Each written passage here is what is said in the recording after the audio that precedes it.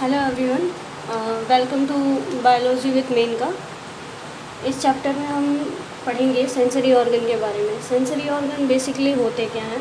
Sensory organ वो organs होते हैं जो हमारे ब्रेन को सिग्नल्स भेजते हैं एक्सटर्नल स्टिमुलाई के अगेंस्ट। एक्सटर्नल स्टिमुलाई में जैसे हो गया टच, हो गया टेस्ट, हो गया लिसनिंग, हो गया कोई स्मेल हो गई। जैसे आई है, हमारी आंखें जो चीज़ें देखती हैं उसका इमेज पे उससे जो सिग्नल मिलेगा उसको हमें ब्रेन तक भेजेगी, तो वो एक तरह से सेंसरी ऑर्गन की तरह काम करती है। ईयर हो गया, कोई वाहन जा रहा है, व्हीकल है, या कोई भी चीज़ की आवाज़ है, उसका सिग्नल हमारे ब्रेन तक पहुंचाता है, जिससे हमें बाद में उसका रिप्लाई देते हैं या सुनते हैं, समझते हैं क्या है क्या नहीं है।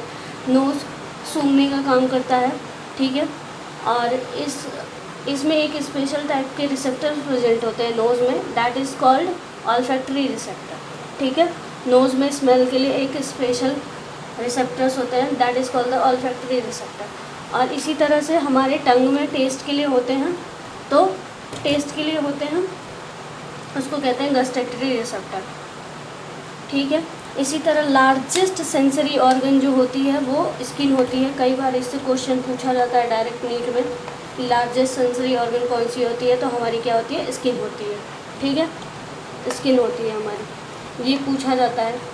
तो हमें बेसिकली इस चैप्टर में हमें पढ़ना है आई। हमारा मेन फोकस होगा आई एंड ईयर के बारे में। जो 12th बच्चे पढ़ रहे हैं या 11th पढ़ रहे हैं, 11th 12th दोनों पढ़ रहे हैं, जिन्हें नीट देना है, बाकी अगर कॉम्पिटिटिव एग्ज़ाम देना है, वो सेंसरी ऑर्गन्स में बेसिकली एनसीईआरटी को फॉलो करेंगे, तो आई एंड ईयर के बारे में ही हमें डिटेल में पढ़ना है। बाकी हमें टंग और स्किन हमारा जो है कनेक्टिव टिश्यू, उसमें हम पढ़ लेंगे। टंग जो है हमारा एलिमेंट्री कैनाल मतलब डाइजेस्टिव सिस्टम्स में पढ़ाया जाता है, और उसमें थोड़ा बहुत नोज़ का पार्ट भी पढ़ा दिया जाता है, इतना डिटेल नहीं होता उसमें भी, ठीक है। तो बेसिकली मेन फोकस हमारा इन्हीं दो पे रहेगा, आई एंड ईयर पे, ठीक है। तो हम शुरू करते हैं ईयर से। ईयर क्या करता है?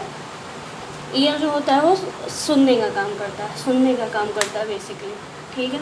ईयर को स्टैटो एकॉस्टिक ऑर्गन कहते हैं। स्टैटो मतलब बैलेंसिंग, एकॉस्टिक मतलब हियरिंग, जो हमारी बॉडी का बैलेंस भी बनाता है और हियरिंग में भी काम देता है। तो बैलेंस किस सेंस में बनाता है? जैसे कि आप देखते हैं कि हम मोशन कर रहे हैं, या फिर स्टैटिक मूवमेंट है, या फिर हम मूव कर रहे हैं, मतलब या तो हम कहीं खड़े हैं तो भी हमारी बॉडी का जो पोस्चर है कैसे बैलेंस होगा, उसको ये करता है, ईयर ही बैलेंस करता है, दैट इज़ कॉल्ड स्टैटो, ठीक है। अगर मान लीजिए किसी को, कोई इंसान खड़ा है, ठीक है, उसे अगर गिराना हो तो कहते हैं कि कान पे मार दीजिए, वो इंसान गिर जाता है। कान पे मारने से इसलिए गिर जाता है क्योंकि मेन काम इसका क्या है? बैलेंस करना है बॉडी को। बैलेंसिंग फ्लूइड्स होते हैं जिसकी वजह से ये हमारा बैलेंस का काम करता है ईयर, ठीक है। कोई भी इंसान को हाथ पैर पे कहीं पे भी मारेंगे और उसी फ्रीक्वेंसी से हम अगर उनके कान पे मार देते हैं तो वो गिर जाते हैं, ठीक है। तो गिरने के चांसेस हो जाते हैं। बड़े से बड़ा इंसान हो, हाथी जितना मोटा हो, उसको भी मारेंगे तो वो कान पे अगर मार दिया तो वो गिर जाएगा, ठीक है। एकॉस्टिक ऑर्गन मतलब हियरिंग मतलब सुनने का काम करता है। जो सिग्नल्स आते हैं, जो वेव्स आते हैं, उसको हमारे और ज़्यादा फ्रिक्वेंसी करके उसको हमें सुनने में मदद करता है, ठीक है। ईयर का बेसिकली फंक्शन क्या है? इसको कहते हैं स्टैटो एकॉस्टिक ऑर्गन, ठीक है। बैलेंस और हियरिंग दोनों का काम करता है, इसलिए इसको स्टैटो एकॉस्टिक ऑर्गन कहते हैं। बेसिकली ईयर जो होता है, ईयर में 3 पार्ट्स होते हैं, 3 पार्ट्स में डिवाइड होता है, आउटर, मिडल और इनर। इनर को लैबिरिंथ भी बोलते हैं, ठीक है। आउटर में एनसीईआरटी से हम पढ़ेंगे, तो आउटर में हमें आता है 2 पार्ट्स में डिवाइड होता है। आउटर बेसिकली 2 पार्ट्स में डिवाइड होता है।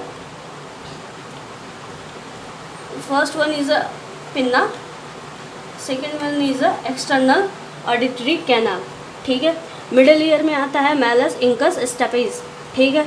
और स्टेरेशियन ट्यूब भी आता है इसमें, लेकिन ये मिडल ईयर का पार्ट नहीं होता है, बट ये मिडल ईयर के पास ही प्रेजेंट होता है, ठीक है।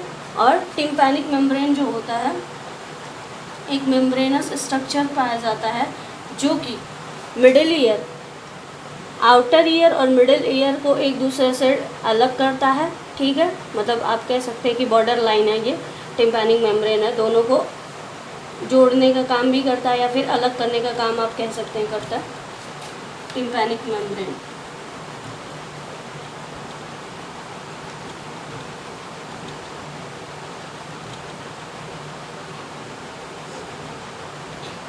ठीक है।